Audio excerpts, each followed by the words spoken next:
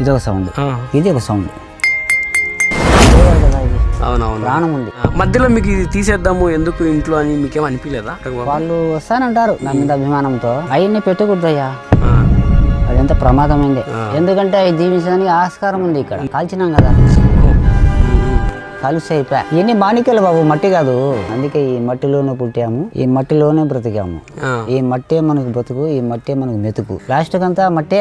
ఏముంటే మనకు తెలియక ఇదంతా పూసుకుంటున్నా బురద. గానీ మొత్తం ఈ కుటుంబంలో అంతా చూసా అంటే ఎట్లుందంటే ఇది ఒక కొత్త మన ప్రదేశానికి వచ్చినట్టుగా ఉంది. దానికి తోడుగా ఇప్పుడుండే జనరేషన్ లో ప్రతి ఒక్కరు టెక్నాలజీ అప్డేట్ అయిపోయింది. ప్రతిదీ పడగొట్టి కొత్త కట్టించుకోవడం, రినోవేషన్ చేయడం చాలా చేస్తానే కూడా మీరు ఈ పాత ఎట్లే పెట్టుకుని దీంట్లోనే మీ దాన్ని ఏమంటే పూర్వ సంపదను మీరు కనబడిస్తారనమాట. పూర్వ సంపద అంటే మామూలు బయట చాలా ఉంటాయి, అవి కాదు. మీ వరకు ఇది ఒక పూర్వ సంపదలా ఇప్పుడుండే జనరేషన్. ఇంకా ఇది 10 ఏళ్ళు కనుక ఉండిందంటే ఇది ఒక మ్యూజియం లో అయిపోతుంది నాకు తెలిసి. ఇప్పుడు ఏడుంది ఇవన్నీ. మనుషులంతా ఒకే ఉంటారు, దాని ఆనందం పోతుంది, ఖచ్చితంగా పోతుంది.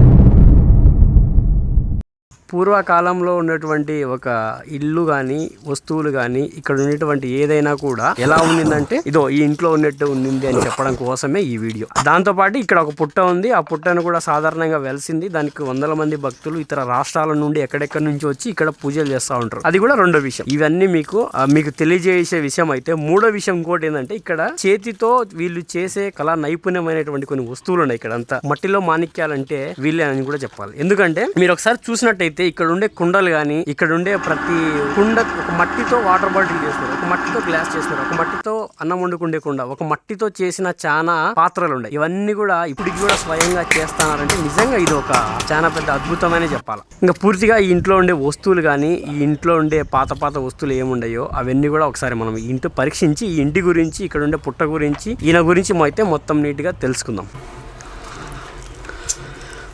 ఎలా ఉన్నారు? బాగున్నా బాబాయ్. బాగున్నా? చాలా దూరం వచ్చారే. అవునవును బాబాయ్, ఎందుకంటే మీది చాలా సార్లు చూసిన నేను. కానీ ఇంతటి పాతకాలపు మనిషి పూర్వ సంపదను మీరు ఇంకా సంరక్షిస్తాను. ఇప్పుడుండే రోజుల్లో అయితే ఇటన్నీ పాపిడికి వేయడము, ఎరగడలకి వేయడము అన్ని చేస్తాను. కానీ మీరు ఇంత పాత రేడియోని కూడా ఇప్పుడు కూడా ఇది పని చేస్తుంది అంటే చాలా గ్రేట్ తెలుసా. అసలు ఇలాంటివి లేవు, ఎత్తుకునే కనపడవు, డబ్బులు ఇచ్చినా దొరకవు. అంటే ప్రతి దాంతో జీవుడు ఉన్నాడు బాబు. మనం ఈ చెక్క అనుకుంటాం కదా, దాంట్లో జీవుడు ఉన్నాడు. జీవుడు లేకపోతే నిలబడారు కదా. అది అవునవును, ప్రాణం ఉంది కాబట్టి నిలబడింది. దాన్ని ప్రేమించాలి. ఈ కాదు బాబా, ఇప్పుడు ఒక డౌట్. ఇక్కడ ఈ పుట్ట అనేది సాధారణంగా వెలిసిందా, లేదంటే ఇక్కడ మట్టి కుండల వల్ల, మట్టి ఉండడం వల్ల ఏమన్నా ఇది ఉద్భవించిందంటారా? అట్లేంలా నాయన. ఒకప్పుడు ఎన్ని రాగా పండిస్తున్నారు మా తాతగారు. రాగులా? రాగి చేలు ఎన్ని. ఓకే ఓకే, రాగి పంట. అప్పుడు మా తాతగారు ఒక 2 కిలోమీటర్ల దూరంలో ఉన్నారా, అక్కడ ఇరకడం వచ్చి వాళ్ళు ఈ ప్రదేశానికి వచ్చినారు సంసారానికి. వచ్చేసిన తర్వాత ఇదంతా నేలే, బండలు లేవు, మట్టి నేల, మొత్తం మట్టి నేలే. అప్పుడు అది లోపల నుండి ఉద్భవించింది, చిన్నగా పుట్టలాగా ఏర్పడి ఇంత పెద్దదైంది. చెదులు కదా. మధ్యలో మీకు ఇది తీసేద్దాము ఎందుకు ఇంట్లో అని మీకేం అనిపించలేదా? అట్లా అనిపిస్తే తప్పు బాబు. నేను ఇందాక చెప్పిన చూడు దీని గురించి, ఈ కర్ర గురించి చెప్పిన. కర్రలోనే జీవుడు ఉన్నప్పుడు ఇలాంటి మట్టిలో దేవుడు ఎందుకు ఉన్నాడు అనేది మీకు సంకల్పం. అప్పటి నుండి ఇంకా దీన్ని కంటిన్యూ చేస్తా. ఇది మామూలుగా ఎప్పుడు ఏర్పడి ఉంటది బాబా? ఇది 1981లో వచ్చింది బాబు. 81 సంవత్సరంలో స్టార్ట్. అప్పుడు మీ వయసు ఎంత ఉంటది? నా వయసు వచ్చేసి నాకు 21 నాయన. అప్పుడే నాకు వివాహం అయింది. ఆ టైంలోనే ఇది వచ్చేసి సరేలే ఉంది, మనకేమడ్డము, పరమాత్మ స్వరూపం అని నేను అలాగే ఉంచేసిన. ఇంకా మామూలుగా వాళ్ళు ఇల్లు భక్తులంతా వస్తుంటారు కదా. అవునవును. ఇప్పుడు ఈయనంటే చాలా ప్రేమ. సుబ్రహ్మణ్యం స్వామి అంటారు, బిరాడ్ అంటారు. ఇప్పుడు సుబ్రహ్మణ్యం స్వామి ఇక్కడ ఉండేది. సుబ్రహ్మణ్యం ఆల్రెడీ సుబ్రహ్మణ్యం స్వామి అంటారు ఎక్కువ కర్ణాటకలంతా. అంటే అక్కడ నుంచి కూడా వస్తారా? వస్తారు నేను. ఎక్కడెక్కడి నుంచి వస్తారు మామూలుగా? ఇప్పుడు వాళ్ళు వస్తానంటారు నా మీద అభిమానంతో. ఇప్పుడు కూడా 2 వచ్చినారు వాళ్ళు కర్ణాటక అంట, చూసి వెళ్ళిపోయి మధ్య పొద్దునే ఆటో ఎక్కించి పంపించేసిన. ఇక్కడ హుండీ గానీ అట్లాంటివి ఏం లేవు బాబాయ్, ఎందుకని? అవన్నీ పెట్టకూడదయ్యా. ఇది ధనం అనేది ప్రతి ఒక్కరికి దాని మీద దృష్టి పడుతుంది ఎక్కువ. అదంత ప్రమాదమైంది. అది పోతే మనకు చింత, ఎందుకు వచ్చింది ఆ తిప్పలు. అది ఉంది లేదనుకోవడం లేకునే సాధారణంగా ఉంటే పోతుంటది కాలంతో పాటు. మామూలుగా అట్లాంటివి ఏమి ఎప్పుడన్నా ఇబ్బంది పెట్టడం కానీ, రావడం కానీ అట్లాంటి ఏమన్నా జరిగినాయా ఇంత ముందు? వస్తుంటాయి నాన్న, పాములు వస్తుంటాయి. మరి కుటుంబంలో నేను చెప్పాలంటే నేను జీవిస్తున్నానా, మరి పాము జీవిస్తున్నాయా? ఓకే, అప్పుడప్పుడు ఏమన్నా రావడం కానీ కనపడుతుంటాడు సర్పం మాట్లాడి కనబడతా ఉంటాయి. మరి ఆధారం ఉంది కదా నాయన, ఆధారం ఉంది కాబట్టి మా అక్కడికి పోవాల్సిన తప్పుతుంది. కానీ కార్తీక మాసంలో అట్ట నాగుల చవితికి జనాలు భక్తులు ఫుల్ వస్తుంటారు, ఎక్కువ వస్తారు. చూడడానికి చాలా దూరాల నుంచి కూడా వస్తూ ఉంటారు. ఇప్పుడు చెప్పాను కదా, నేను జీవిస్తున్నాను, పాము జీవిస్తున్నాయి, బల్లులు, ఎలుకలు, పిల్లులు అన్ని జీవిస్తున్నాయి. ఎందుకంటే అవి జీవించడానికి ఆస్కారం ఉంది ఇక్కడ ఉంది కాబట్టి ఉంది, మిగతా సార్ లేదు తమ్ముడు. ఇక్కడ స్వామి ఇప్పుడు ఈ శివలింగం ఇది రాయా? కాదు నాయనా, ఇది నేను మట్టితోనే తయారు చేసుకున్నా. మట్టి శివలింగమా? మరి నీ పైనుంచి నీళ్లు పడుతున్నాయి, అవి ఎక్కడ మీరు పోసింటారు అందులో? నేను ఉదయం పూట పోస్తానేనా, ఉదయం పూట నీళ్లు పోసి ఆ కుండలో ప్రతిరోజు మీరు నీళ్లు పోస్తారు.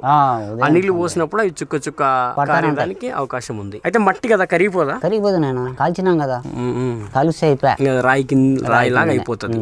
కానీ మట్టితో చేసిన చైన్స్ అవి మట్టి చేనే బాబు. జీవనోపాధి ఇదేనా? అవునైనా, ఈ కుండలు తయారు చేసుకొని అమ్మడం. ఎన్ని మాణిక్యాలు బాబు, మట్టి కాదు, మట్టిలో మాణిక్యాలు, ఎన్ని మాణిక్యాలు అన్నమాట.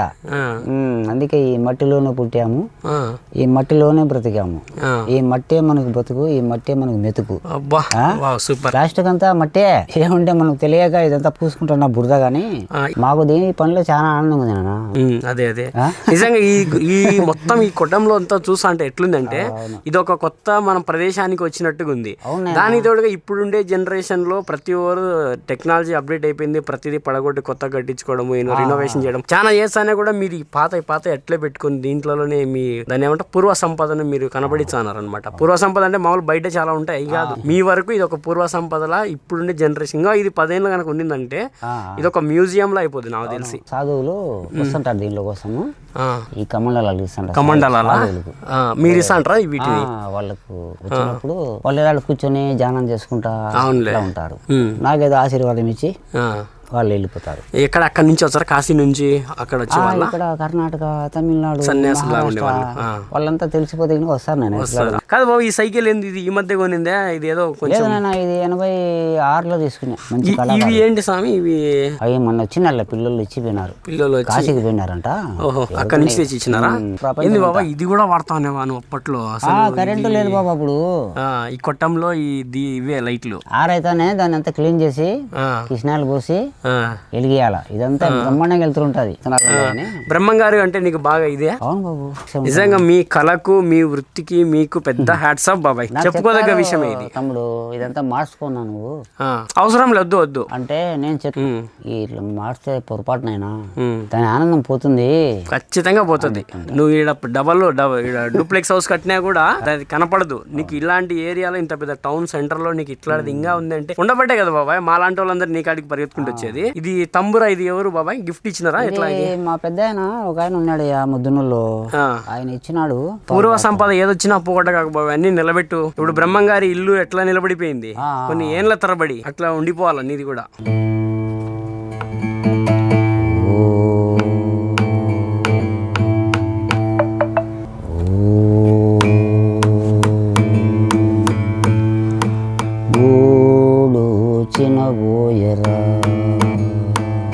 ఊటి నుండే రామచిలక గుట్టల పాలాయరన్నా,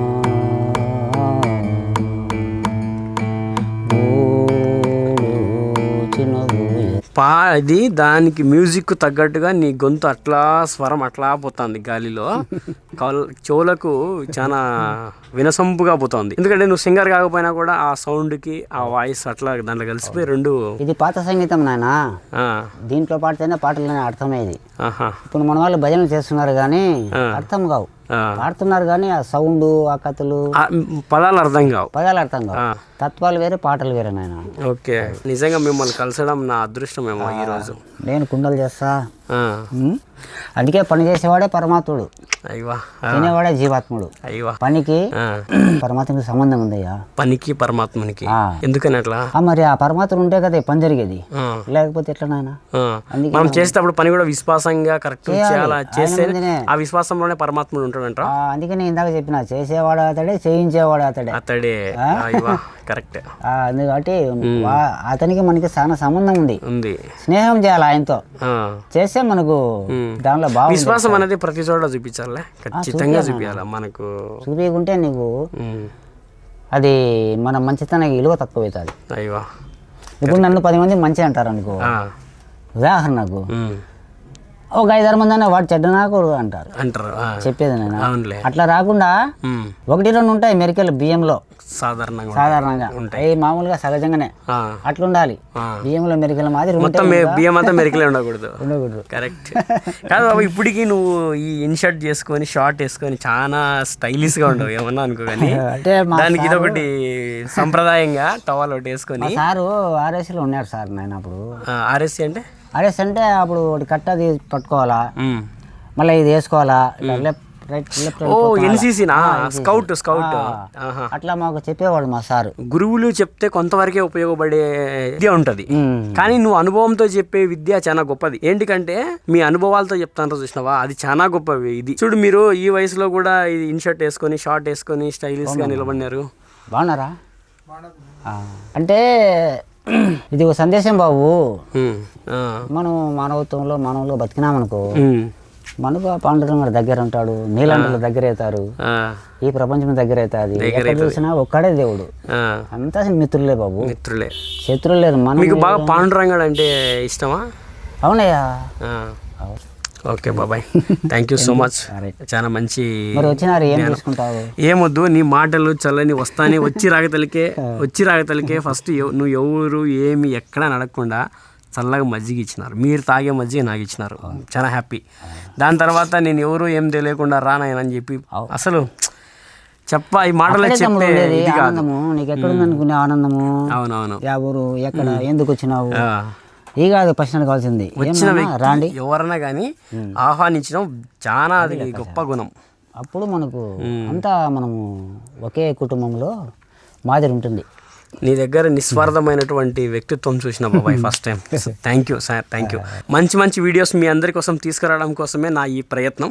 నిజంగా మీకోసం చాలా మంచి వీడియోలు రాజు అన్వేషణ అనే యూట్యూబ్ ఛానల్, మంచి సబ్జెక్ట్, మీకు ఎక్కడ ఎవరు చూపించలేని సబ్జెక్ట్ నా ఛానల్ నుంచి ఒక మంచి క్వాలిటీతో మీ అందరికి వీడియోలన్నీ మీ అందరికీ ప్రజెంటేషన్ చేస్తానని ఇక్కడ చెప్తున్నా. ఇదే ఎప్పటికీ జరుగుతుంది. ప్లీజ్ మన ఛానల్ని నా వీడియోలు మీకు ఎవరికైనా నచ్చినట్టయితే, ఇంకా ఇలాంటి వీడియోలు చూడాలని మీరు అనుకుంటే నా ఛానల్ని సబ్స్క్రైబ్ చేసి సపోర్ట్ చేస్తే నాకు మీరు ఇచ్చే ఒక పెద్ద బహుమానం అదే అనమాట. రానున్న రోజుల్లో ఇంకా మంచి వీడియోలన్నీ మీ ముందుకు తీసుకొచ్చేదానికి 100% కృషితో పనిచేసి మీ అందరికి మంచి వీడియోలు చూపిస్తా. Thank you guys.